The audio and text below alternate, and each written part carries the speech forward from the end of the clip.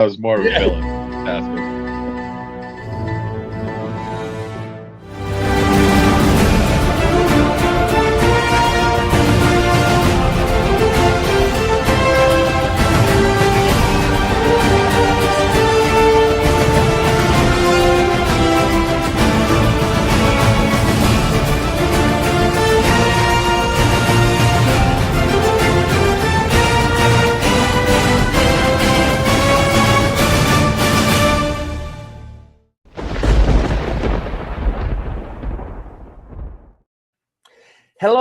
Hello, my friends, and welcome back to the Lost Art Project Veterans Voices. I'm your host, Andrew Cox, and today, that's right, today is special. Why? Because we got a fireside chat with the crew.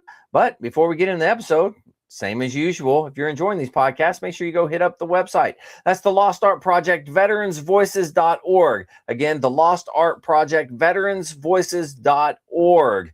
We are a new nonprofit, so if there's any way you can help us out, it would be much appreciated.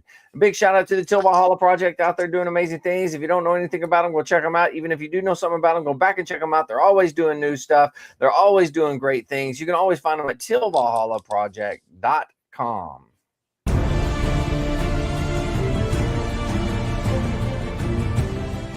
Are you a Marine veteran? Are you missing that bond you had on active duty? Then I have a place for you.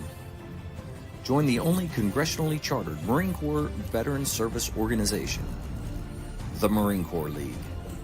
Get that brother and sisterhood back in your life. Become one of the fewer, the prouder, a Marine Corps League member.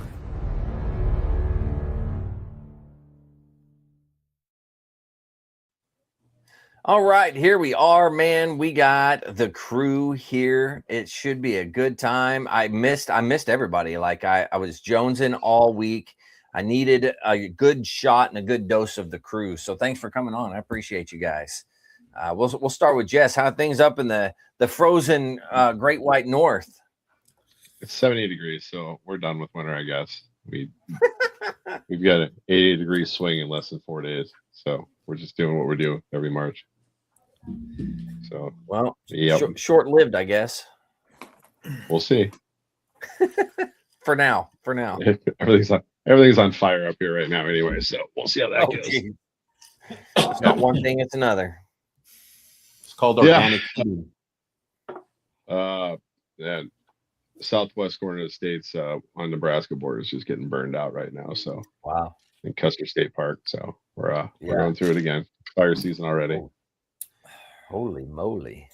Good for you bikers, that's right next to Sturgis area. So I bet the bikers sitting over here next to you, I bet they know all about Sturgis. How many times have Joe, Chris? How many times have you all gone to Sturgis? So I have never personally been to Sturgis, but Chris has been several times. Yeah. You in Rapid City, Jess? I'm on the opposite side of the state. As far away as you can still be in the state, but yeah, we're heading out there for our department conference for the league here soon. So Chris is part of the Iron Butt Order. So I know what that is. For that, it's how many miles in a day? 1,000, I think. 1,000 miles a day. Like that. Yeah, I have not done that yet. Yeah, well, we had a couple guys do have an iron butt. Yeah, it was like we had a couple guys do the. Say it again, Chris. I didn't hear you, man. It sucked. It was like jet lag for like 3 days afterwards. Very nice. Well, heck, Joe, you've been on here before, so you know the drill. But how are you doing? And then introduce your friend, Chris. Tell us a little bit about him, or he can tell us about himself. It doesn't matter. He's a big boy. He can do it. That's fine. I'll give him a small introduction and then let him do the rest of the talking. But we're talking about temperature, and man, it's 99 degrees here right now. Summer is in full effect. Wow. And it was hot yesterday, and it was hot the day before. But it was cooler before then. Where are you at, Chris? Winter's over. Where you at? Where am I at? Yeah, where you at right now? I'm at Joe's place. We're in Tucson. Oh, okay. outside of I was Tucson. gonna say it's that temperature here in Southern California. Is it really? Holy moly! Yeah, we've been shattering records every day. Yeah, so it's hot here. I invited Chris to come on the podcast with me. He's an Army veteran, retired U.S. Customs officer. You guys know I retired from the Border Patrol. He's got 101 stories, kind of like Antonio. Was an MP and a bunch of other stuff while he was in the Army. And you see us in our cuts today. Chris rode over. I wasn't going to leave him hanging, so I threw mine on as well. Nice. But we're with Full Metal Freedom Law Enforcement, Military Veteran Motorcycle Club, good cause 501c3 organization. We do charity stuff. And I'll let Chris tell you about his time in the Army and a little bit about being with OFO. Right on. So in '84, I started in the reserves. I went to medic school. And then in '86, I decided to go on active duty. Told the recruiter, he goes, "Hey, what do you want to do?" I said, "Well, I want to be a general." And he, the recruiter's doing his thing. And so it got to a point where I said, "Let me show you something." Showed him the ID card. Said, "I already have an MOS. All I want is jump school in Fort Bragg." Oh, nice. Well, you got to do your considered prior service, so you can go air defense, infantry, and if you really want jump school, you got to be a cook. Well, Oh, I ended up deciding on infantry, so I did that. Went up to Fort Richardson. I know the camera's on me. I'm trying to fix it. And then came up for re-enlisted for MP school. Nice. Went down PDY and returned, and then went back up to Fort Richardson. Did my first tour as an MP up there, or my second tour. And then Desert Storm picked off, tried to get over there. Got caught up in the stop loss, got stuck. And then ended up PCS down here to Fort Huachuca. Oh, okay. And then went to Korea for a year, came back, and decided it was time to get out, and went federal after that. Wow. Now, why federal, if you don't mind me asking?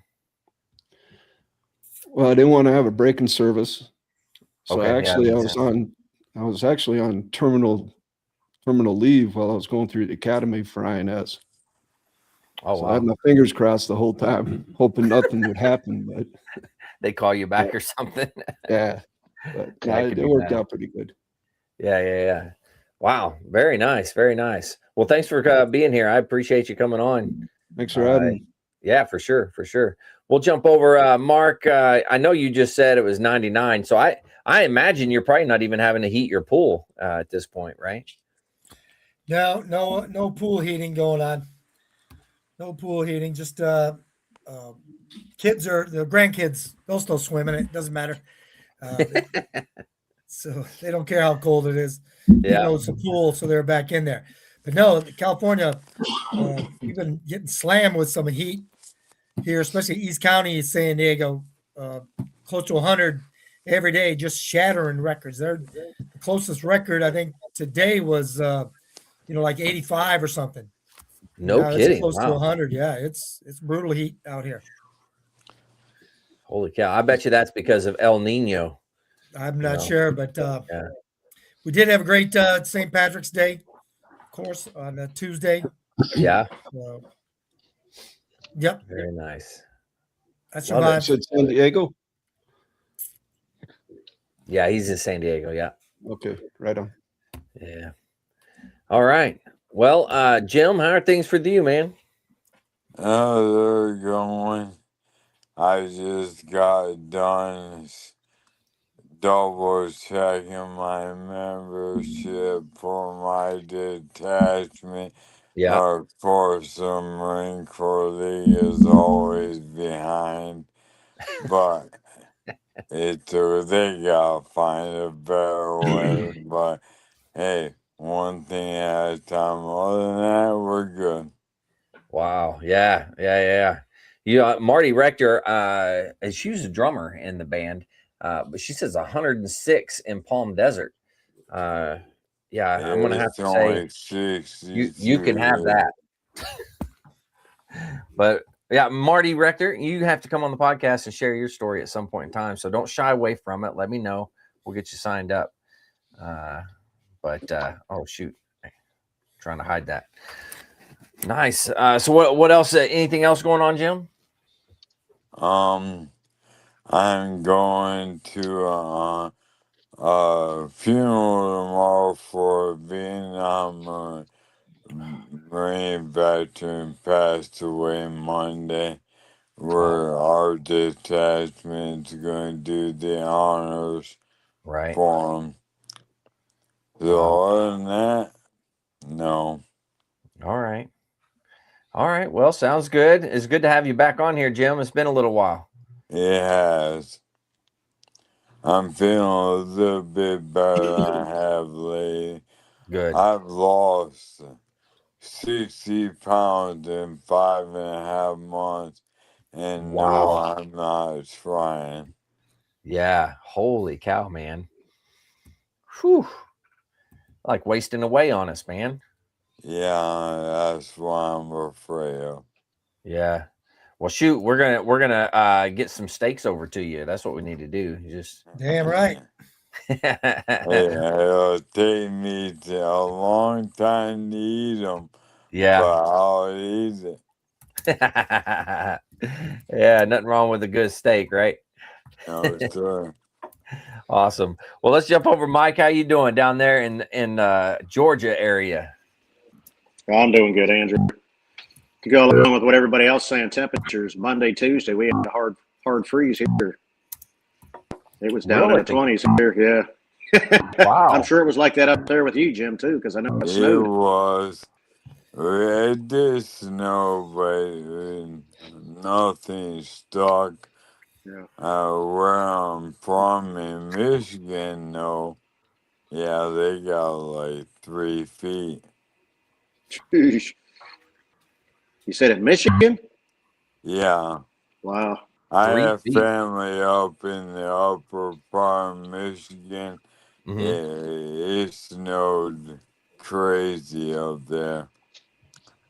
Wow. Whew. It's good old Michigan. Yeah, that's right. Now, I don't really have an agenda for tonight, fellas. So anything's game. Just remember, no politics, and try to keep it PG as much as we can, and then we'll be good. So yeah, there's only rules. Sorry. Heck yeah, Jess, I heard you say something earlier about Sturgis, and I think we cut you off. What were you saying about it? Oh no, you're talking about the Iron Butt. We had a couple of guys going from Canada down to Mexico. They make that run. So they do the Canadian border. Yeah, that happens. Yeah, that's a long haul. Yeah, they don't do that in a day though, do they? Don't quote me. No, I don't think they do. I was gonna say, man, that's a long way to go in a day. Yeah. No, the whole Iron Butt thing is you have to log X amount of miles. I think it's 1,000 miles or maybe 700 miles. Might even be 600. I can ask the Google gods here in a minute. But if you log so many miles in one day on your bike, you get and it's an unwritten thing. I mean, I think there are some pins and stuff that you can put on your cut. We don't really do any of that stuff on our cuts, but yeah, you get inducted into the Order of the Iron Butt, and that just basically means you've ridden X amount of miles in one day, which it's tough, man. It's tough on the taint, you know. If any of you guys ride horses, like actual horses, yeah, it's I mean, once you become experienced, it's a little easier, but in the beginning, it's tough. It is tough, and it's kind of the same on a motorcycle. You know, you can get on your iron horse and ride around, but if you're just doing daily stuff here a little bit, you don't really feel it. But that first time you go across several states, it's a different story. Chris actually has a really good story about one of the times he went to Sturgis, and what you were fueled on Red Bulls and beef jerky and had a heart attack or something. You want to tell that story? No, that was actually coming back up from Georgia. I was a guest instructor at Pletsy down there and wanted to get home, and beef jerky and Red Bulls. Got to Milwaukee and had a mini stroke. So Wow. got put in the hospital for about 4 days, and a few years later, open heart surgery. So what you're saying is don't drink Red Bull. and eat beef jerky and don't get out of the car and just keep driving. Yeah. But on the bike though. How long ago was it where that astronaut was wearing diapers? She was driving from like Orlando or from the Kennedy Flight Center to Houston. Do you guys remember that story? There's the astronaut. I remember that story. Diapers. Yeah, that was Dang. That was the road trip from hell right there. I think that's I'm gonna skip that one if I can. I'm not that dedicated to anything to put a diaper on. I'm not that dedicated. Yeah, no, me neither. So another thing about Chris, when he was with Office of Field Operations, they call him the piping Viking because he's a bagpiper. Oh, nice. Okay. Cool. I thought Very that cool. was neat. So you've done, not that it's a happy thing, but you have done numerous amounts of services, in funeral honors and stuff. Yep. But he's I guess I would say he's in the musical industry, which you guys are part of. Yeah, absolutely. And that's an incredible thing to be able to do. There's so many times being in the band, we got requests for bagpipes all the time to come out and play different events or, at a funeral or anything like that. And every time, because we don't have them, every time we'd have to say no. We did have a couple of guys that did play them. So when they were around, we'd, just give them their information so they could go do it. But yeah, we got requests all the time for it. Yeah, it's a thing. We did recently. We went to a school for, was it like a Veterans Day? What was it? It was Patriots Day. Patriots Day. And we ran into a couple of his buds that are still active duty. I think Brandon is his name, right? The drummer. And who was playing pipes that day? Was anyone on pipes? Dan was on pipes. Yeah. But I don't know about you guys, but if there's one instrument in this world that hits me right in the feels as soon as it starts playing, is the daggone bagpipes, man. I mean, I like to consider myself, I'm a manly man. As soon as those pipes start singing, man, waterworks. Yeah, it's definitely a unique sound that everybody's going to recognize immediately. And as long as they're played correctly, gorgeous, man. I love it. I was going to say that even, somebody that knows how to play them, it's an extremely haunting sound. Yeah. At that point, when you hear it, it just, what they represent it's an amazing thing when you stop and think about it and you actually listen to it. Oh, yeah. I don't think I've ever asked, how did you get into playing the pipes? That was when I was working out of O'Hare. Oh, airport. Befriended one of the aviation police who was a piper, retired CPD. So he invited me over to an event that they had, and got invited by the pipe major to come in and start taking chanter lessons. And next thing you know, I'm piping with the band is the pipes and drums of the Airman Society Chicago Police Department. Yeah. So I was with them for about 5 years or so, and then before I transferred back down to the border. Now that band in particular goes around the country playing all over the place, don't they? Yeah, recently, a few years ago, they went to Police Week for the first time, and the following year, during the competition, they ended up winning. So wow, that was good for their second visit to Police Week to win the competition like that. Yeah. Wow, that's cool. Well, I'll tell one of my quick stories about bagpipes and stuff. But we were doing it was in, where was it? I don't remember where it was, but it was a policeman tattoo.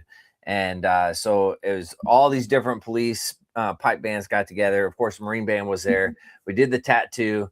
And I remember walking around, and it was like late, right? We had the after party. We're walking back to the hotel, and all of a sudden a cop pulls up behind. He's like, whoop, whoop. And we're like, oh no, man, this is bad. So he pulls up, and he's like, what are y'all doing? And we're like, oh, we're going back to the hotel. And he's like, oh, okay. So he jumps out, he pops the trunk, and it's completely full of beer and ice. And he's like, grab a beer, grab two. And I'm like, okay. So I grab my beers, my buddy grabs his, and we're like, this is weird. And he goes, jump in. And he grabbed a couple.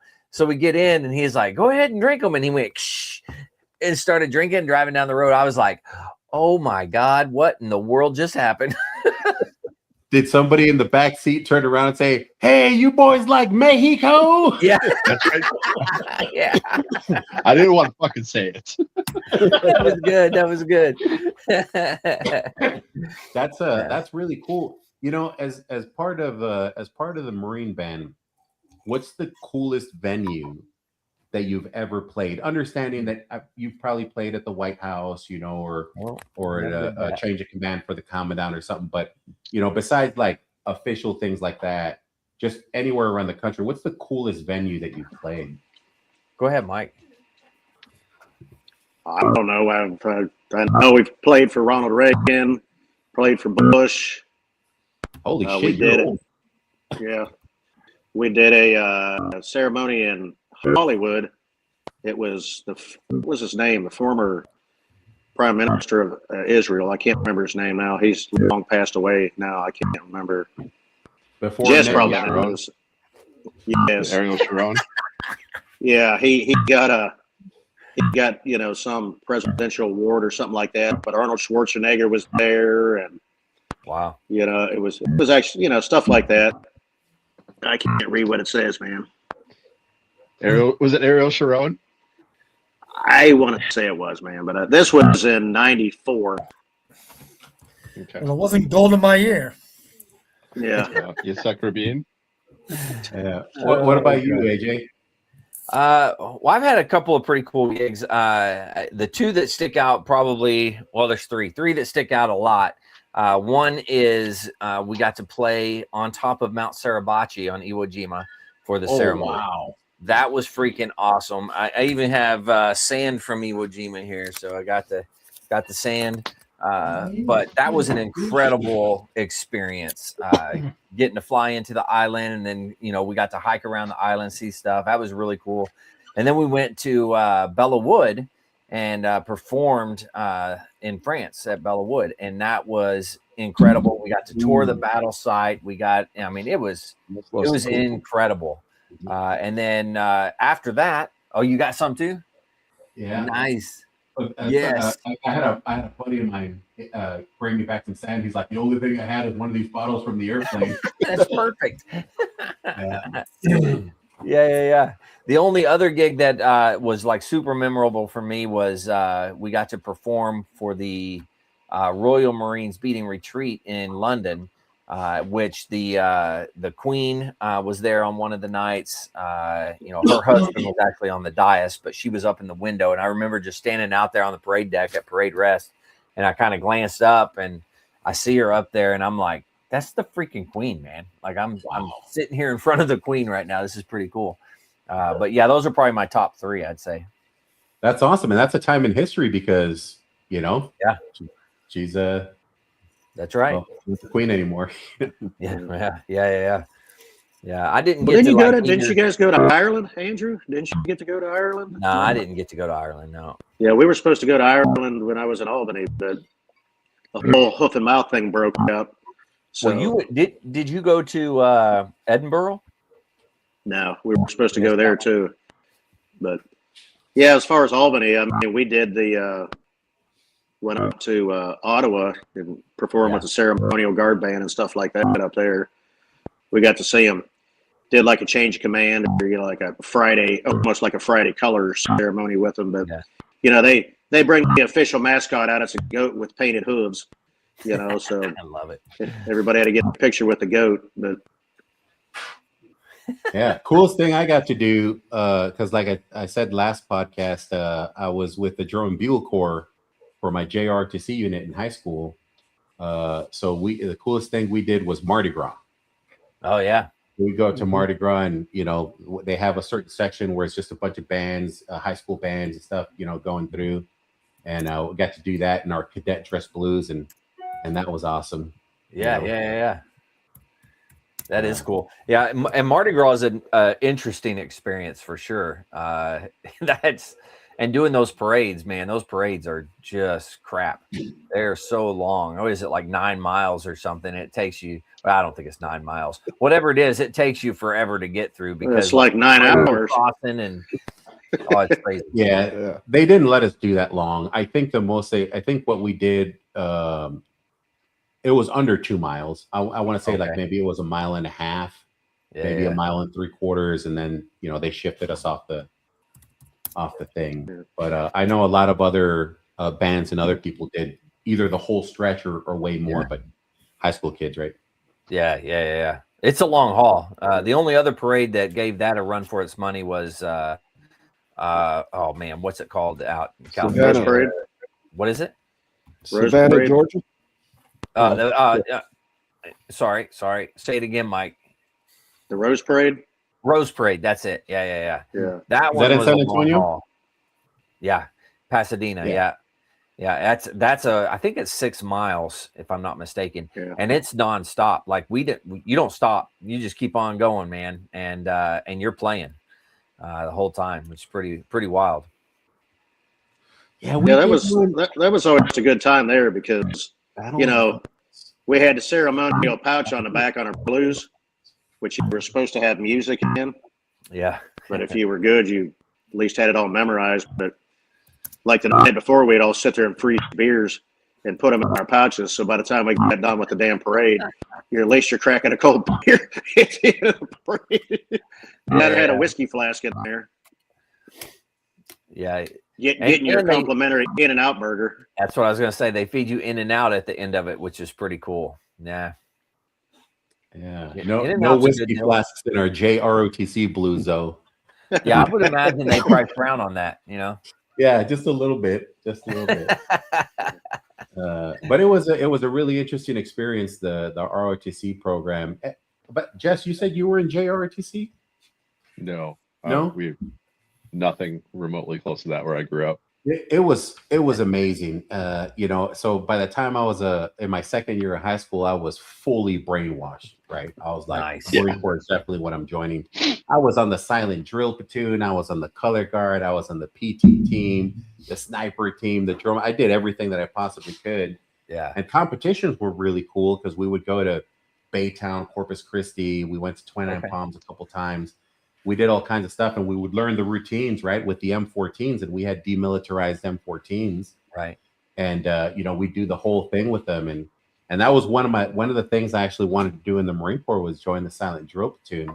Mm-hmm. I didn't know, but maybe it changed. But at the time, that would only take 0311, to be on the silent drill platoon, and I was working with the first sergeant over at 8th and I, and I had my application in. And I'm like, I'm fine. I'm going to get to be part of the silent drill platoon, but something was jamming me up. Something was holding me up. Yeah. And finally, the guy called me back, and he's like, "There's something holding you up. I don't know what it is." He's like, "Let's go through the thing again." He's like, "That's right off the bat." He's like, "You're in 11, right?" I was like, "Yes, I am." And we go through a bunch of other stuff, and he's like, I just don't get it. He's like, I'm gonna have to call the 03 monitor, and this time. I'm like, "Oh, hold on, sir, I'm an 0811. He's like, "What did you say?" Like, I'm an 0811. He's like, "You motherfucker." So I didn't get to go. Numbers are hard. Numbers are hard. Yeah. Exactly. Yeah. But it would have been an interesting. Is it a B billet? Is silent drill platoon? No, it's not a B billet. What is it? What is it considered? Security force. Yeah, I'll be honest. I have no idea. Security forces make sense because they're the security for the DC and stuff. If the shit. I don't think they're part of security because I was in security forces. I did 3 years in Rota, Spain as a security force. And I don't think the silent drill platoon fell under the cadre. I knew all the commands. Yeah. They fall They under get 8 to SDP, 9. don't they? Yeah, they fall under 8 to 9 for sure. Yeah. But they have SDP though. They get that special duty pay off that, and then I don't think so. You'd have to ask Aaron. Aaron's a resident expert on Aaron the was up podcast. there. Too bad he's not on here. Aaron, if you're listening, man, what was the deal with it? Let us know. Yeah, I'm interested to know what kind of duty it was considered, or if it's like going. Well, a drill instructor is a B billet, right? Yeah. So on your fit reps, you got to put J9 echo to go to the drill field. To go to recruiter, you got to do something else. But yeah, I don't know if it was considered a collateral duty, or if they just file you under I&I staff or what. I don't know.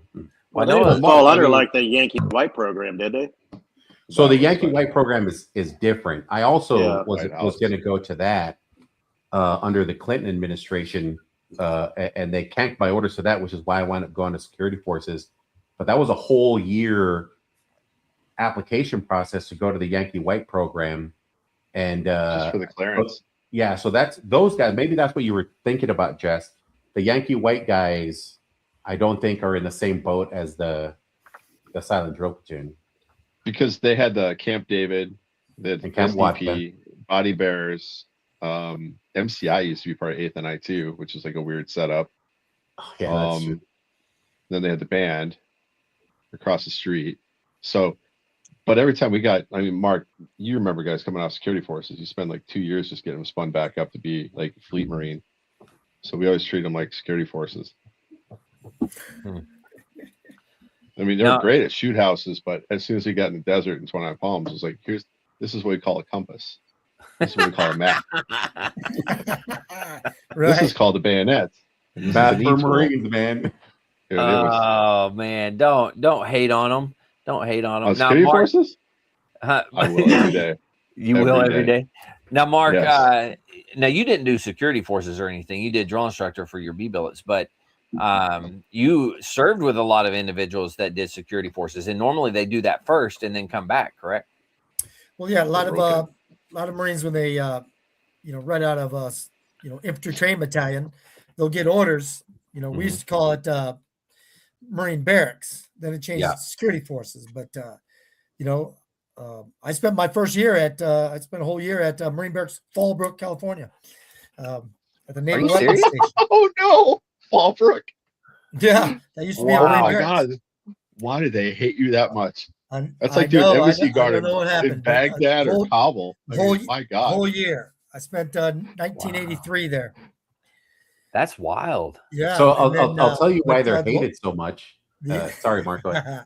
So just like Jess said, you have the shooting, you have all that, but you don't have the field. Mm-hmm. But the one good thing about my year was all of our NCOs, they were just straight from a grunt unit at Camp Pendleton. So nice. They didn't want to do the security guard shit, so they had us out in the little hills there around all the bunkers and stuff like that. So I was blessed in that way to be trained by those guys before I got to the fleet. Yeah. Oh, that's a good deal. But Jess is right. The barracks duty, they might be all spit and polished, but like I said, you gotta really re-green them, make them green. Re-green them.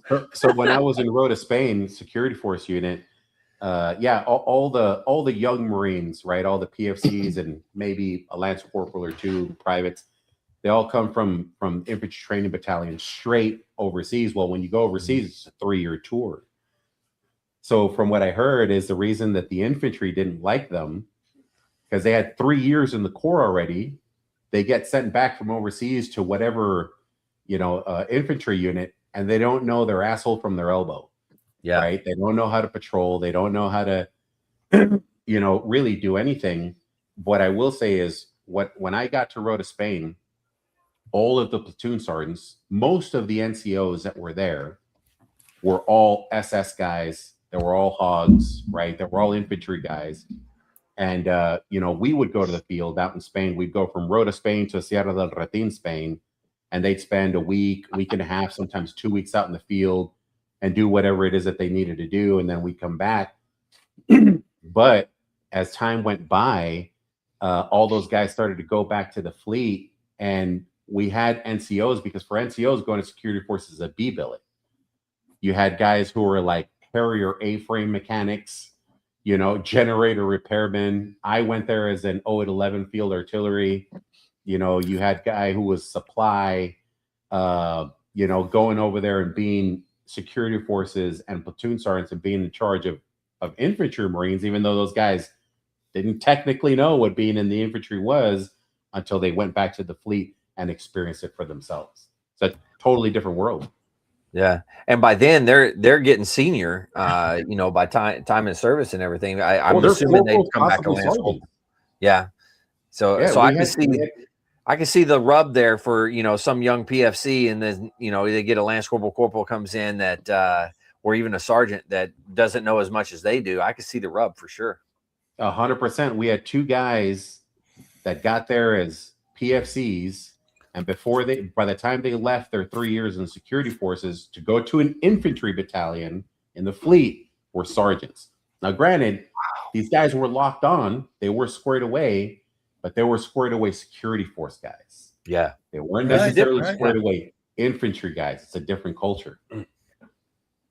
Yeah, that's a good point. When you go to 29 Palms, like Joe knows, that can be life and death real quick. Yeah. So, and that's where there was certain security force companies you just like kind of took under your wing, like Kings Bay, Yorktown, Washington. Iceland had a little weirdness to it, and then Gitmo was the worst. You had to ask them if you're windward or leeward. If they're windward, they were usually like stoners, and if they're leeward, they were psychos. Oh my god! And that was like funny because there was a lot of weed down there with Jamaicans and Gitmo back in the 90s. There was not a urinalysis in the area. So the leeward guys, we're doing like log PT up and down the hills in 29 Palms. Like, this psycho's going to kill us because he watched too many movies. He was part of the movie. And the windward guys, like, so when's fish coming through? Like, what the hell? They're going to be fishing down in Lake Bandini. That's what they're going to be doing. pH fish. Oh man, that's messed up. But I mean, when it came to the shoot house stuff, we get dropped in like Camp Pendleton, Combat Town, and those guys were like rock stars. Yeah. So yeah, we got really lucky with some of those guys. We learned a lot of mount with them. Right on. There's not a lot of mount towns in 29 Palms back in the day. It was mostly long range raids, and you put us in a city, and now we're talking 3 dimensions. Like, oh, this is kind of gross. That's a good point you bring up, that the way that the military can adapt to what's going on, right? The training. There wasn't a lot of mount towns back in the day, and as we started getting more and more into that type of fighting, man, they started popping up everywhere. We used to have to go up to Fort Ord for in their mount facility. No kidding. So instead of just going to, like now at Camp Pendleton, range is 400, or that mount town over there, we had to take the whole battalion up to Fort Ord. Wow. I was on the Muse staff when we went to George Air Force Base because they have that base housing out there. And we were part of the original. So that was usually a 29 Palms visit, then up to Fort Ord. Wow. George Air Force Base, where they had the wild weasels back in the day, got sold to a civilian airline. Like they're just parking aircraft out there, but they had that old military housing.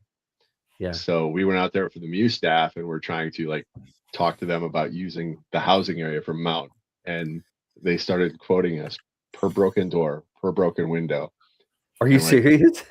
It was hilariously funny watching our guys just like their heads about exploded. Like, there's not a working door on this base. All the windows are busted out. We just want to use to like jump around and like move, shoot, move, communicate, right? Yeah. And the people who were running this base thought they were like, they own the Hollywood Hills or something. I was like, these are not mansions, you crackheads. There's snakes all over the place. It's like Victorville. Yeah. Psycho. That was the longest drive back. It was like they wanted like 75 to 100 grand just to move out there and set up for a week. And it was pretty extravagant. I'm like, nah, this ain't gonna happen. Were you guys using simunition for that? It was just blanks. Wow. We're just trying to get that. Yeah, we weren't blowing doors. I didn't use the system, but I knew about it, because I did a lot of instructing and stuff in the Marine Corps. I know that before Simunitions, the top of the line training for stuff was the Miles gear. Remember the Miles gear? What a pain in the ass. Yeah. Well, and it's so funny because it was so prevalent. Probably the biggest example I can think of is Heartbreak Ridge. Mark probably wrote the script for that movie. Yeah. But they were using the Miles gear for the force on force training that they were doing. Yeah. Mark was in that squad in the movie. I don't know if you knew that. Well, they filmed it out at 3rd Battalion 9th Marines headquarters when they were still at San Mateo. The first time I saw that movie, I was living in those goddamn barracks. I thought I was living in like a dream world, man.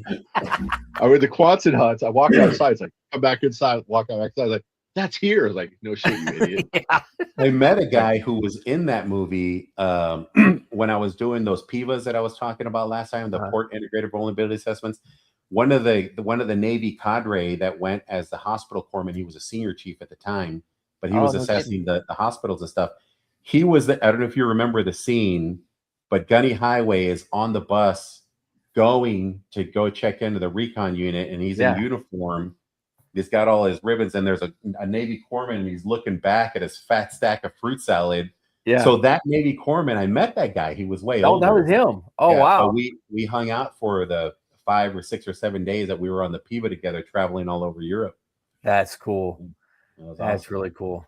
That I knew, and Mike, you probably know him too, but one of the bandsmen, actually, there's a couple of them that were there, but the one scene in the movie where they're at the officers club and the band is playing, that was really the 1st Marine Division band. Oh yeah, that was playing. Yeah. Oh, nice. And yeah, it's pretty cool. Can't say no to Clint. Yeah. Yeah. Oh man. Oh, what's the name of the bar up there that they went to, Mark? You know what I'm talking about? Oh yeah. Up in like San Juan, I think. Well, the one in San Juan was Swallows Inn. Swallows Inn, yeah. But the one where he, the older lady put out his T-shirts and shit like that. Yeah. That was Carl's. Carl's. I don't think I ever went there. Oh yeah, we used to go there all the time. It was really great. Now, where was that one at? Right off of 78. Oh, okay. 78 and past college. It was like right past college. Okay, it's not still open. Going right? west to east. West to east, okay, but it's not still open. No. They sold it. They knocked down the building. God, it was a great place. Yeah. Now the other one is still open, if I'm not mistaken. Now I haven't been there in a long time. Swallows is still open. Yeah, it's a pretty great name for a bar. What's that? That felt like a great name for a bar. Yeah. It's a pretty cool. I mean, it's exactly the same minus all the bras on the ceiling. They still got a bunch of those. You know what I've been seeing all over my Facebook feed is, remember the yellow shirt Gunny Highway was wearing with the red United States Marine Corps? They're selling those now. And it's funny because I have like 2 or 3 of those shirts. Yeah. Because my ROTC back in the day, our PT gear was scarlet and gold. We would wear the red shorts and the gold shirts. Red silkies. Yeah, well we didn't, ours weren't silkies. Ours were cotton, I think. But I have like 2 of those yellow shirts with the red emblem, and don't ask me to fit in them. I don't think my leg would fit in it today, But yeah, those golden scarlet and gold shirts were awesome. Yeah. And then I don't know why, Mark. Do you know? I'm assuming you were in when we transitioned, because if you look at a lot of like old school boot camp books, the books that they put out, I've seen Marines, or rather recruits, in green shorts and white T-shirts. Oh yes. And then there was a period where they were wearing the gold, scarlet and gold shirts, and then it just went green on green. Do you know what happened? Like what was up with that transition? I know you were in the depot for a long while. Yeah, I couldn't tell you the exact reasoning or the exact days, but yeah, it's just another change. Just like we used to have when the camouflage came out, they still had the sateen covers. So you still always wear a sateen cover with a camouflage blouse. Woodlands, Wow. With white t-shirts. Yeah. So when you came in, Mark, they were wearing this. No, then it went to green, and then General Krulak had brown, and General Jones came in and outlawed brown. And, yeah, that's right. That's right. Oh man, I remember we could wear either green or brown skivvy shirts. Yeah. Yeah. That was until they changed it. Yeah. Yeah, they lost their shit on us. We used to wear the cargo straps for belts, and then the belt system arrived, and that was fun. Hey, I got to be honest with you. That first year, maybe 2 years of the McMack program, man, I hated life every daggum day. I swear to God, I think their sole purpose in life was to hurt everyone. Break people. I think that's literally what it was. Horrible. Body hardening. Oh my God. Yeah, maybe some. The school was hard. The black force was very hard. So I think maybe they were just trying to pay it forward or something. But for sure. Anybody that was like a close combat instructor before, what I think was a little bit more tempered because they knew the system. But anybody that just went before that came in, we had the line instruction.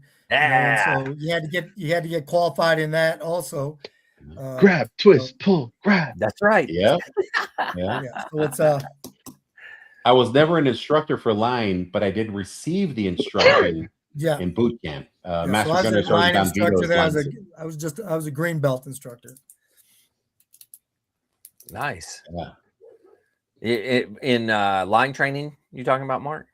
Yeah, I was a line instructor. And then when when I got to DI school, I was a green belt instructor. Right on. As in when I instructor at DI school. Yeah. Very cool. Man, Chris, you're being awful quiet over there. I'm just enjoying listening to everybody. I was just about to say, let's not exclude the Army guy. I know we're used to it, but yeah. Tell us about the Army. Come on, Chris. Tell us. Well, what do you want to know? I don't know. Whatever you want to share. Well, I mean, I started as medic, and then went infantry. So having the medic background in the infantry helped out a lot. Oh yeah. And then I didn't know if I wanted to stay in or not, so I ended up deciding to re-enlist and went MP. So having the infantry background as an MP really helped out a lot, especially out in the field and whatnot. And then, when people would see an MP, sporting the expert infantry badge, that just having that alone was maybe put it on a different level. And then with the medical background, that helped on both of them. Yeah, for sure. But fortunately, I was always in a garrison unit as an MP, so it was road duty, police work, bar fights, domestics, right, shootings. Now, would you say that set you up for when you got out and you switched over? It helped because for a few reasons. For the leave, you get so many hours of leave per pay period after so many years. Well, I bought my military time back, so that put me right up to the top. So that helped. So that is nice. But having the military experience, right? At that time. Nowadays, I mean, you think about how many veterans are in the workforce. Oh yeah, quite a few. Back in the mid '90s, less than half of what we have today. So I think having that experience helped out with when we were exposed to, getting rocked from Mexico or, ambushed. Right. Well, tell us, if you don't mind, tell us a little bit about your experience, doing all that. How did you like it? Was it good? And up until the point politics would get involved. yeah, I think that's uh, everything. Yeah. It was like, I always looked at it. You trust me to do my job, I'll do it. Mm-hmm. Don't get involved. Yeah. Tell me what needs to be done. I'll get it done. Don't ask me how I do it, but it'll get done. So That's right. Now, and what places were you sent to? What areas? Fort Dix, New Jersey, Fort Sam, Yeah, Fort Richardson, Fort Huachuca, Fort McCoy, Camp Humphreys in Korea. Okay. That was about it. Fort Benning. And how long were you in total? With the reserves, about 11. It was about 9.5, 10, about 10 active, and then about another year and a half reserves. That's a lot of places to go in a short amount of time. Well, it was, training. Yeah. It was also, 84 to 96, so wasn't much happening except, Desert Storm. Right. But, damn, 96 is when I joined the Corps. Yeah. Yeah, I can't even 99. I joined in 99. I'm the young one here. You're still a retired master gunzo. Rah. That's thanks to a couple of folks on this podcast, specifically Mark, Mike. You guys made sure that you whipped me into shape and told me where to go and what to do. So yeah. But that's something because does the Army does it branch off at E7 to determine which E8 you're going to go? Does the Army have mass sergeants? Yeah. Okay. I've always thought that was such a cool and interesting concept, right? Determining which path you want to take. Do you want to be a subject matter expert in your field, or do you want to go administrative and just go wherever the Corps needs you, or the Army, I guess. So staying in your field and going all the way up to master guns, man, that's there's the three coolest enlisted ranks that I think that there are, and this is my own personal opinion, right? Is gunny, right? Retiring as a gunny is cool because you get to be gunny for the rest of your freaking life, right? Like that's good point. That's cool. You're right in the middle, so you don't have to do any of the low-born staff sergeant shit. But you're not high enough to get any of like the real responsibility. You just get to do whatever the hell you want as a freaking gun. Really, right? And then from there, you either go master sergeant and master guns. So the three coolest ranks, I think, is master guns, right? Because you're literally the SME for your field. Gunny, because that's like the skatist freaking staff rank. Well, I don't know about maybe not everyone, right? But that's the exception, not the rule. And then the other one I think is corporal, right? Because that's your introduction to becoming somebody. That's you coming from nothing. Now you're somebody. Depending on where you're at, some MOSs are oversaturated with corporals, but if you land in that certain situation where it's like you were literally a non-rate, now you're basically God. That's I think one of the coolest ranks. Yeah. I always said that the coolest ranks are the odd numbers. The E7, the E5, E7, E9, those were the coolest ranks, I thought. And E3, of course, You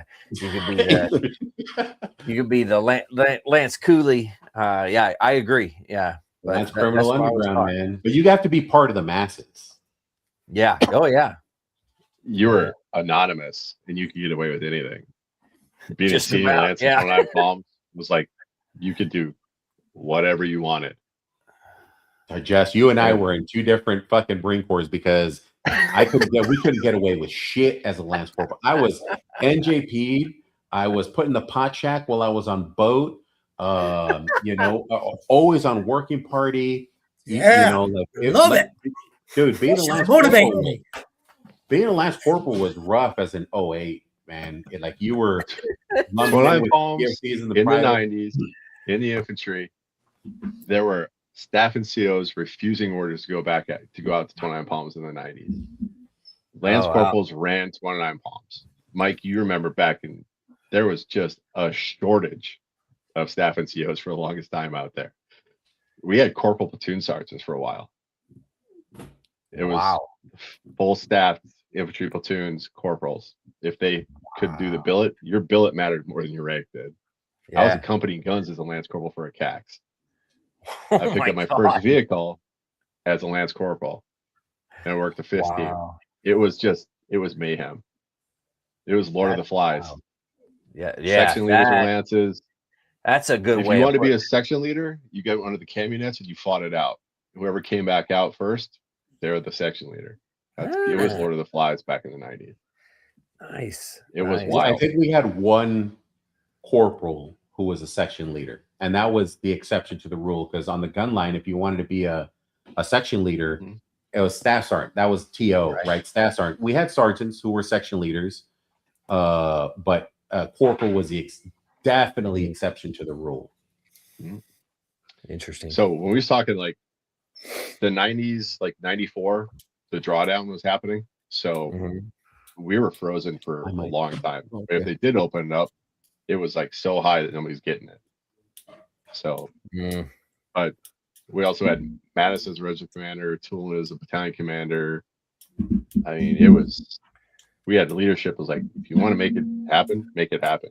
If you expected it to come down from on high, it wasn't coming. If you wanted it done, you did it. We had a corporal who figured out trigonometry from the maintenance shop, actually inverted an M16, put it on a solenoid switch, and we were firing M16 bursts through the main guns because we couldn't get ammo. Nerd. And he figured it out. Yeah. You know what we got to do? We got to shoot main gun and actually practice main gun rounds because they're too expensive for the 25 millimeters. Nice. But he was like, we figured out trigonometry range with pull it on a pulley, and we're shooting like little foamy targets because we couldn't shoot range 500. Couldn't afford it. He's like, I bet we could do this, and he did it. I was like, that's amazing. And those are the cool stories, right? I was talking more about like the general consensus, like average across the Marine Corps, right? I think the coolest ranks was corporal because that's a huge promotion, right? Going from Lance Coolie to corporal is a big promotion. Gunny, I think, is probably the coolest rank in the staff NCO's rank, besides Sergeant Major, obviously, right? Scheduling your tea times and, knife handing everybody, telling everybody to get off your lawn and stuff. It's great. They're always angry. Always angry. But and also master guns, man. You're essentially, I don't know. I think a master gun's like a freaking warrant officer. Like you have to lay down some coffee grounds in a pentagram to summon these guys. You got to do a dance of some nature. I got two buddies of mine from a small town up here. It's probably like maybe 300 people. One's a chief officer 5 in counterintelligence, and the other was a master guns comm. So every time we see these guys, we mess with them all the time. And Darren, I took my daughter out there, and his daughter, they got along about the same age. It was like, what's that bomb? Is that a pineapple? It's like, it's an angry pineapple. That's his rank. Yeah. Call me angry pineapple. The Hawaiian. So she thinks nice. It's an angry pineapple. So she's like, so how long have you been an angry pineapple? And Darren looked at her like, what did you just say? And he looks at me and is like, you son of a bitch. Like, angry pineapple. Right. That's good. You got to embrace it, man. You got to embrace the love of the pineapple. Yeah. She still has that because you peeled off one of his set of chevrons for her. But all right. So here's a little Marine Corps history question. Jess, you probably know this. And if you know this, let the other guys answer first. Because Jess, let us have a shot at it. Yeah, Marine Corps history guy. In the general rank structure, right? What was the acronym? Be my little general, right? Yeah. right? How did a lieutenant general come to outrank a major general? That is a good question. Right? It is. Do you know, Jess? Because they're lieutenants for the general, the 4-star, right? I don't know. So it's brigadier, major general, lieutenant general, and then general, right? So, Yeah. but if you look at the preface, a lieutenant general outranks a major general. Yeah. Yeah. Well, why? So I don't know the answer. So the answer Somebody else? is back before they restructured it, because they did restructure it. It used to be brigadier general, sergeant major general, lieutenant general, and then general. And then at some point in history, they were like, why do we have sergeant in the general? So they chopped the sergeant off and kept That the makes major sense. general. Interesting. Okay. I know if you start pulling the strings on ranks, you're never going to come out of it. I think it's a gorgeous knot. And I'm trying to talk to like middle schoolers about this because for the project we're working. And when they started saying we need to normalize all this data for the rank structures, I'm like, you do not want to do that. Because chauffeur first class was part of the Army Air Services in World War I. And then you got wagoners, you got all these ranks that were just specific to the time frame. And that's been, and then the Navy, they've just exploded. That's all you have to say is the Navy. We're good. Soderman, first class, torpedoman, yeoman. And I'm like, what the fuck is a yeoman? And you think yeoman, and you're thinking like yeoman infantry from England. They're like, do they have bows and arrows? What the hell's going on? It's like, no, they're the admiral. I'm like, that would be cool. The hell? But yeah, so we've been we're just like, just type that shit in, guy. We just, if it says it, put it in. But we've kind of, like, the ranks are just insane. At one point in time, the Marine Corps had drum sergeants. Yeah. And that was five sergeants as well. And they had buglers. It wasn't like a technical thing. That was a rank within the ranks. It was drum sergeant. Yeah. That mess sergeants too. That was a rank. Which one? When you start like mess sergeants. Mess sergeants, yeah, mess sergeants. Yep. The World War I rank structure was like, this is nuts. You know, you look at talking about musicians here. I'm gonna go on a tangent, and I apologize, but in World War I at Belleau Wood, just about every battalion had either a drummer or a bugler. For almost all of them. I won't say all of them, but so when you look at the roles for everybody that served over there, there's buglers and then there's drummers, who both of those was their own specialty. Then you had the band. So the band was over there as well, but the buglers and the drummers were separate, and they were attached to each battalion. Because they didn't have cell phones to pass word. That's true. That's why. Yeah, they had the bugler and the drummer to either run the line to pass the word and or play something for everybody. But typically in World War I, they were running the line. Wait, was that actually a thing? Like, the bugler would do call signs for relaying messages? That's where bugle calls come from. So the calls are very specific to, like attack or retreat or, whatever the case may be. But the buglers and the drums each had a specific pattern or a specific thing that they would play to tell the troops what to do. So that comes from like the Civil War era and stuff like that, right? Well, even before that, if you go overseas, but for us, right, back in that time. But once they got into World War I, they weren't necessarily utilizing that the same way. So, but what they did use them for was to be runners. So they'd run back and forth from battalion to battalion to pass information. They also used that to synchronize their watches too, because they all had pocket watches. And they started doing wristwatches, and they started doing certain times of the day so everybody could synchronize their watches on the calls. Yeah. So in World War I or II that the TA-312s came out? The comm wire with the ring the phone. Was it two? Two, right? Yeah. So I can see how the party line calls would go over that. I only knew that the drummer in a like a continental era army or corps was there to maintain the cadence, right? When they were marching forward, whether it was That was part of it as well. Yeah. Whatever. Yeah, but the bugle, that's kind of like so you've heard the bugle charge, right? The bugle call, you've heard charge. Yeah. That was literally what it was for. Hey, we're going to charge the enemy, and they would take off running at the enemy or what have you. The drummers did keep cadence for marching as they were going forward. And then I don't know if you noticed, so the president's own and the commandant's own up in DC, they wear the red coats. Right. Well, the reason for the red coats is they were non-combatants. They're fucking traitors. So back then, they people knew don't shoot at the red coats because they're non-combatants. Oh, I didn't know that. I always wondered about that. Yeah, because they do wear the red coats, which I think looks sharp as hell. To be honest, like just me personally, they look good. Yeah, with the white trousers, that looks like pretty sharp. Looks like traitors. You know, if you put one on Chris right now, yeah, he definitely look like Santa Claus. It reminds me, Gunning Claus wears the red coat and white trousers. Yeah. See, there we go. Gunny, one of the coolest ranks to be, Gunny Claus. Yeah. There's two of them, if I'm not mistaken. There's one that's down in the Lejeune area somewhere. I don't know exactly where. And then one up by New York. So they're both Gunny Claws, and they go around and they do different fundraising things and help out with like Marine Corps League or anything really, VFW, whatever.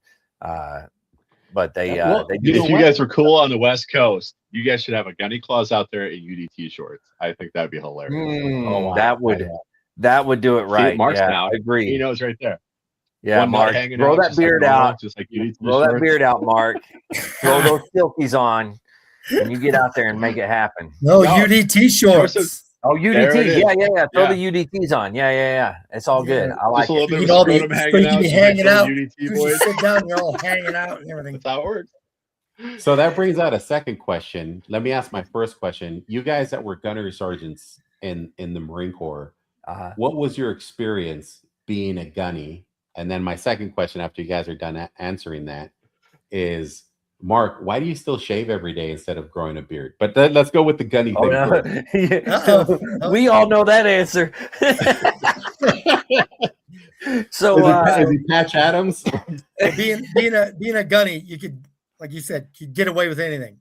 Yeah. I should have been court-martialed. I don't know how many times. But Gunny was God. Yeah, because you have your finger in everything. Everything that happens or fails to happen is because of the company gunning. Absolutely, yeah. So that was so great. So you made it all the way to Sergeant Major, obviously. Let me ask you a personal question. In the duration that you were in that rank, what was your best rank? Your favorite throughout my career? Yes. Oof. It'd have to be, I'd say the gunny. Yeah. The company gunny. Okay. AJ, I know you made it all the way to Master Guns, man. So what about you? I'll be honest, gunny was a blast. I loved being a gunny. Don't get me wrong, Master Gunny is nice too. It has its perks. I'm not gonna lie to you. Definitely Sergeant Major was nice. Yeah. But as far as what you did, the impact that you had on everything that was going on, the unit thriving or not thriving based on what the gunny says, right? That to me was incredible. So I enjoyed the heck out of being a gunny.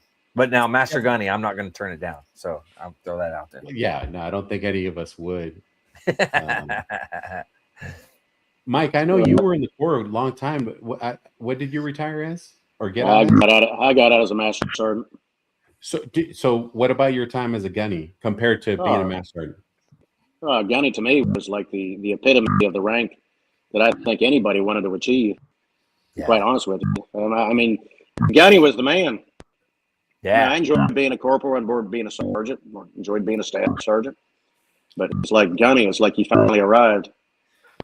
In Andrew's case, if you saw a weak ass Gunny, it was like pathetic. It was like, wow. Yeah. I mean, what a what an insult for you to wear that if you're that weak and feeble, you know.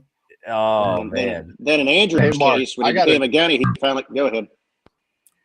No, go I ahead. can Dude. finally what? Say it again, Mike. I didn't hear you. No, Jess was saying something. I cut him off. No, I cut off. I was going to switch it. Go nuts. Go ahead, Mike. Go ahead. I was just going to make a joke as far as Andrew. I'm ready for it. As far as Andrew, when he became gunny, he finally got his coffee cup. So That's right. You got to have the coffee cup, baby. It's important, man. That's how we survive. Well, I'm going to ask. Don't touch Gunny's mug, ask, man. That's a death sentence. Hey, don't wash it. That's for sure. Don't wash that coffee stain out. You there. weren't one of those, were you? Oh no, you don't wash it out. It gives it the flavor, baby. Yeah, man. And don't you put no creamer in there. Don't put creamer in your coffee. I guess Andrew never made it to Gunny. Andrew was drinking his hazelnut coffee and all that bullshit. Oh no, I put Bailey's in there. I love hazelnut. Bailey's there you go. Yeah, I remember that, Andrew Pendleton. Well, you weren't a staff sergeant yet when I left. You were a sergeant, right? Yeah, I was still sergeant. And I remember right before I left, all of a sudden, I don't know who the hell had what was that? Blue? Master Sergeant? Blue, yeah. Schweitzer had a coffee maker in his office or something, and you came walking past with a coffee cup in your hand, and you're like, "Hey, Top's got coffee." And I was like, "Well, what is it?" You were like, "Oh, it's hazelnut." And I'm like, "Get the fuck it. Excuse my language. Get the hell out of here. Freaking hazelnut." Seriously? Had all the food creamers and all that crap. I'm like, there was a time in my life. There was a time in my life where I made mistakes. Okay, Mike, leave me alone. Got it right. So, Mark, did you know Sergeant Major Mackin? Mackin? Did you Mackin? Ernie Mackin? Nah, it doesn't ring a bell. He was a sergeant major in the early 2000s. He was our sergeant major, and he just destroyed gunnies for lunch. That was like his. Seventh Marines? No, he was on the 11th MU, and then he came over from 2-4. God, I should know And it. then security force battalion, or the MP battalion, whatever they were. But he just destroyed gunnies for lunch. They just ate them, just chewed them up and spit them out constantly. Really? So the worst rank in the MU was to be a gunny. Everything. It was like his sport. He just hunted gunnies for fun. It was hilariously like these guys just got destroyed on the regular. Oh man, I used, I used and abused them. That's for sure. Abused, I can attest to. I'm just kidding. No, the best rank to be at the MU is a sergeant or a staff sergeant. It was like you just got shot out as to go find stuff and take care of stuff. Gunnies just were getting pulled into his office on the regular. Now there is a certain degree of responsibility that goes along with it. So if you're a gunny and especially if you're doing company gunny stuff, and correct me if I'm wrong on this, Mark, but it's important to be able to procure things and make things happen when nobody else can make it happen. That is the role of the company gunny. So if you struggle with that, or the last criminal, yeah. Well, that the company gunny has his little underground. Yeah, that's right. Yep. Yeah. I traded back all of Echo 27's tripods to them because we ripped them off in the field because they left them out there. We were driving by, found all these like tripods for their 60s and 240s laying out there, and we just snatched them up, threw them in the back of the log, and they're all marked. And I was like, "This is amazing." What rank so were you? We called them up. It was like, "What's the Lance?" Yeah, that makes sense. Yeah, that was a Lance. It was a company gun. It's a Lance. So I'm like, gear adrift is gear for gifts. So we called Echo 27. It's like, "Hey, we found something. I think that if you leave us 20 unscrewed up camionets with spreaders that aren't shredded, we will leave them in a certain spot, and you leave them at this location." We traded them back their own shit. It was like the best thing ever. Oh, I thought you'd get some beer out. Biggest coup. I know, that's what I was thinking. At least get some beer, man. So, well, if they were preparing for something, that broke the code. Yeah, that broke the code. The beer broke the code. If you stole the steel, you had the wrong code. No. Yeah, well, it was a 29 Palms code. Yeah. If you were a Lance Corporal and you stole something, you're an asshole. If it was for you, but if it's for the unit, now you can get away with it. I think Yeah, I yeah. can There was get no behind questions that. Yep, asked. that was the code. Yep. Yeah, Well, it's the a beer's good for And point. the if I unit, could get though. like new stuff, nah. Yeah, but beers for the unit It is was nice. Yeah. You can't go wrong. Cami- You know. Cami nets in 29 Palms were like gold, especially if they weren't destroyed, because all those I little can kind of rings see you that had in to, like, 29 Palms, though. Hell know, yeah. and That's busted the ass only shade spreaders you and had. everything. Shade is important. Yep. Yeah. Oh. All right, so Mark, So we traded. I know you guys said you all know the answer. I still don't know the answer. Why don't you grow your beard? I love this. Well, I'm going to go with my father's sage advice when he says, "Why should I cultivate something on my face that grows wild in the crack of my ass?"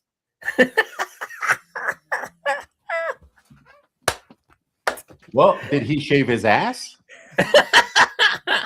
Because if he didn't, then he's not keeping faithful to his word. It grow wild. So why should Yeah, but he said cultivate it on grew your wild face? in his ass. So, you know, Yeah. you don't want That's what that wax on your is. face. You know. I don't know. It looks. I mean, look at AJ. He's wearing his bearded. What is it? Bearded veterans club or something. AJ, your cap. What does it say? Your cover. Bearded veterans. The bearded veteran brotherhood. Yeah, Mark is not a part of us. Are you smoking a cigar too, Joe? Yeah, Joe, you got a cigar? I do have several. I can't light them up inside my house. Yeah, But, no. You ask Mark about cigars. Yeah. You don't smoke cigars either, Mark? I don't put cylindrical objects in my mouth, suck on them, and say I enjoy it. I just can't do it. Oh, man.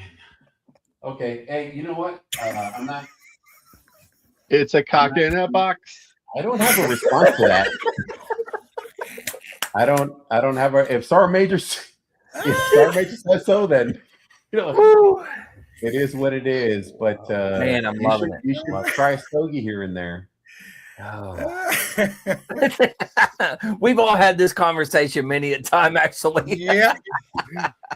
But Mark likes his Jameson, that's for sure.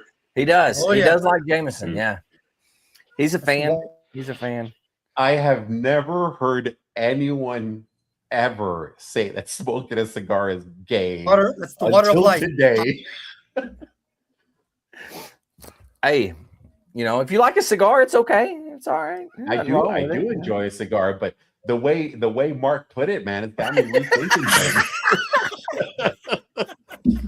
Wow. Oh man. Speaking of sage advice and our fathers and hair in the crack of our ass and stuff, it's time for words of wisdom.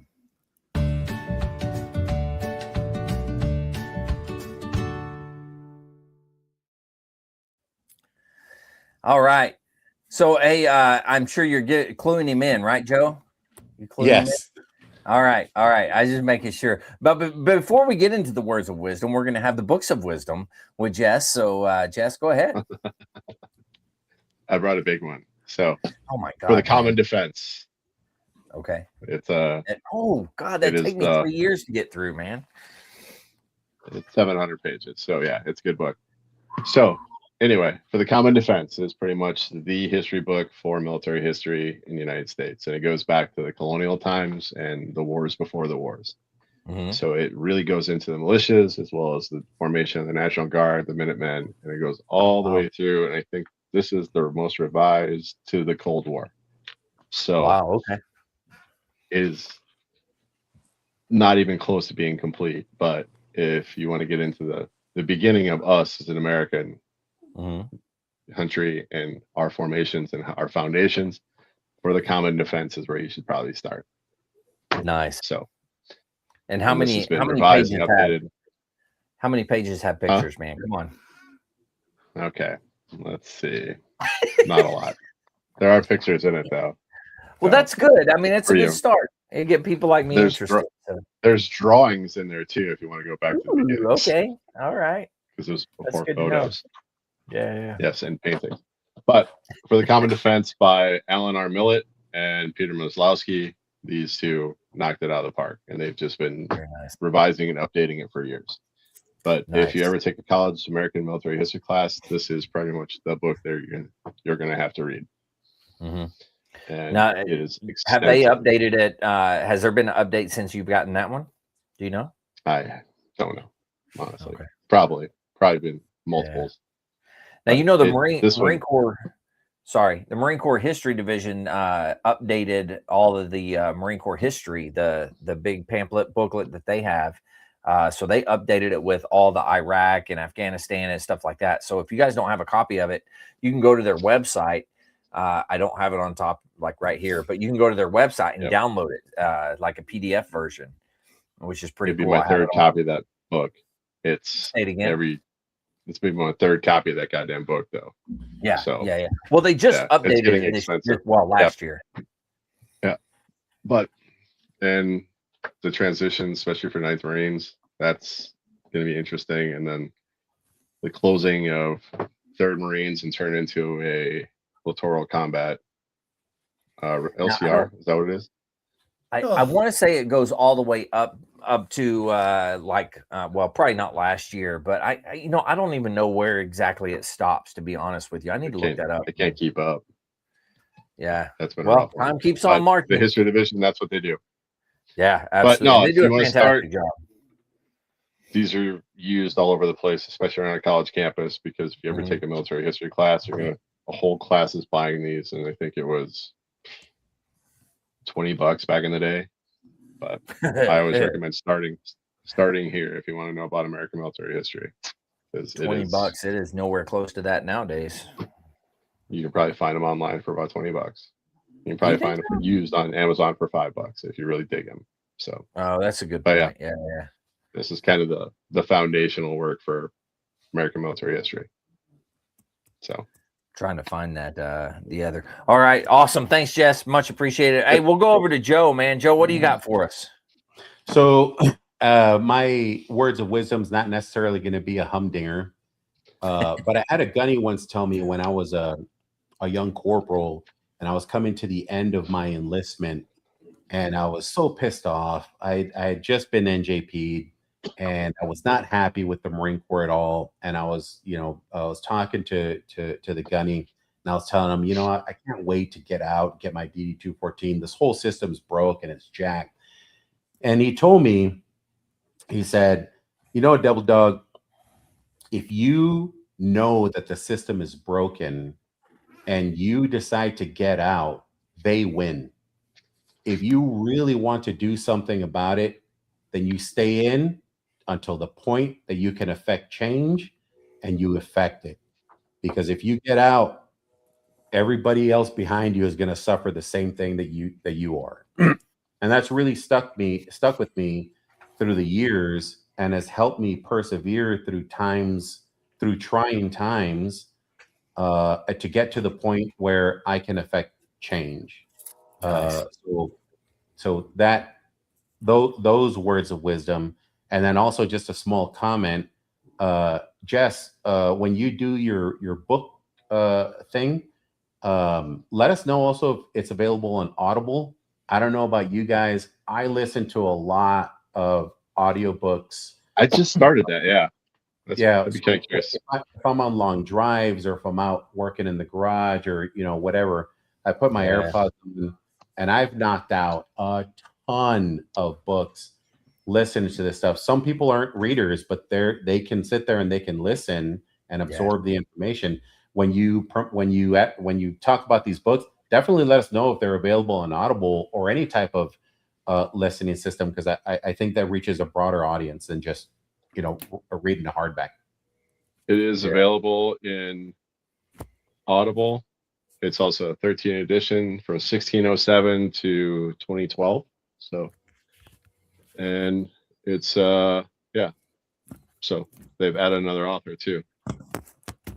But it's 33 hours of listening if you really want to keep to it. Yeah. Awesome. Yeah.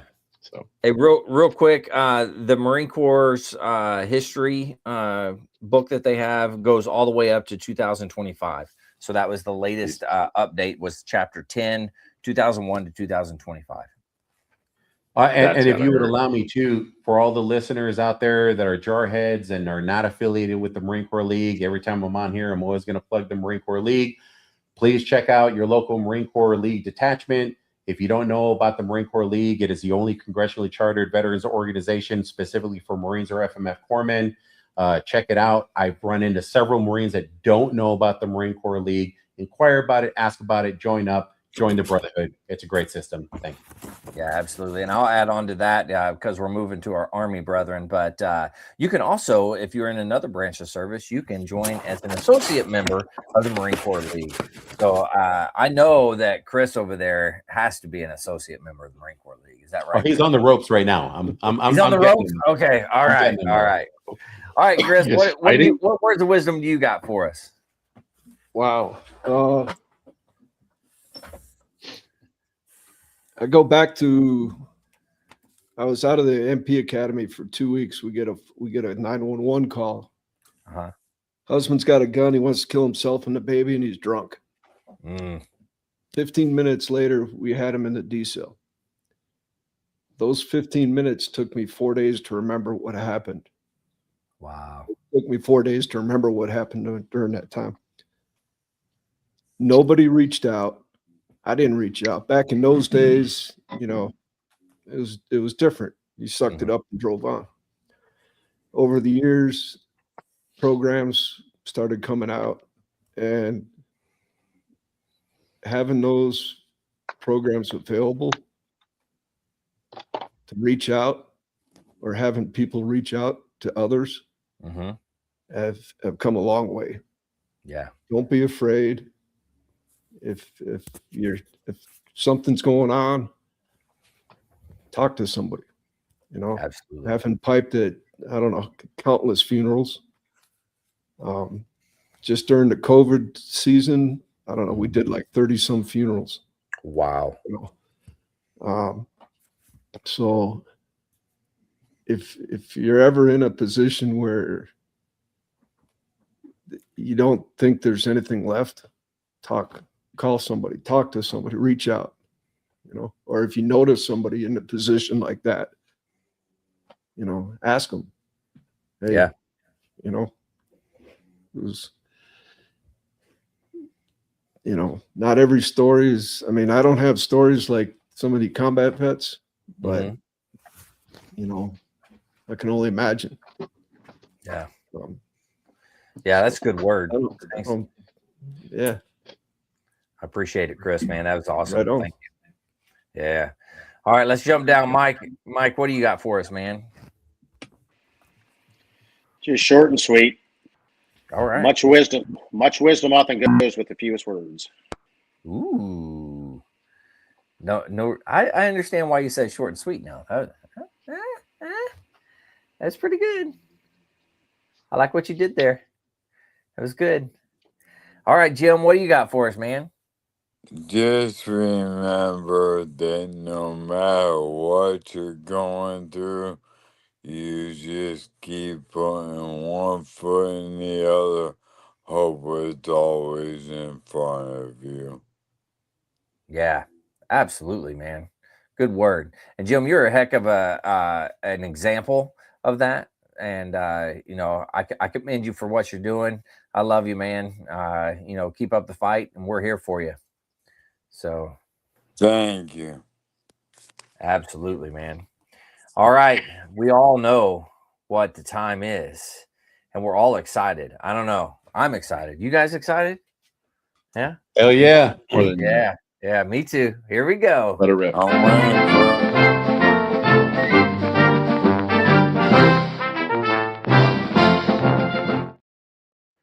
Bringing up the rear. What's Sergeant Major Marco Lachlan?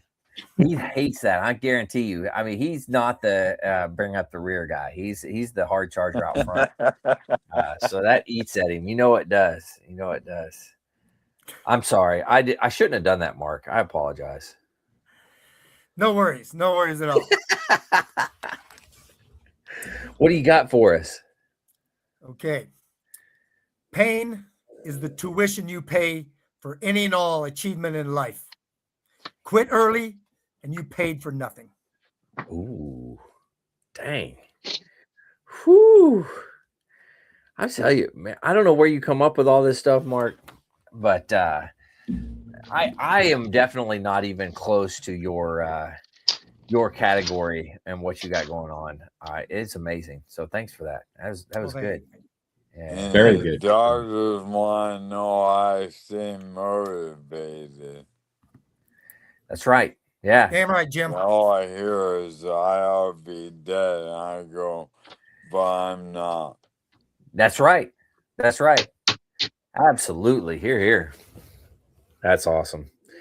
Well, shoot, fellas. It is that time. Thank you all for coming on and doing this. Much appreciated. I love you all. And I'll close this one out the same way I always do. And Chris already hit on it, so he makes my job that much easier. But for everybody out there, if you are struggling, you do need help, the VA does have some good resources. You can always dial 988, press option 1. You can always text 838-255 or go to veteranscrisisline.net, click on that chat icon. Any of those options will put you in contact with somebody that can help you out. But remember, one veteran life loss is one too many. I care about you. The crew cares about you. The whole veteran community cares about you. So please reach out for help. And if you're out there, you're not struggling, reach out to the buddies you serve with. Ask them how they're doing. If they need that helping hand, please give it to them. All right, fellas, one last time. Thank you very much. To all the listeners out there, stay motivated. Change your socks. Correct.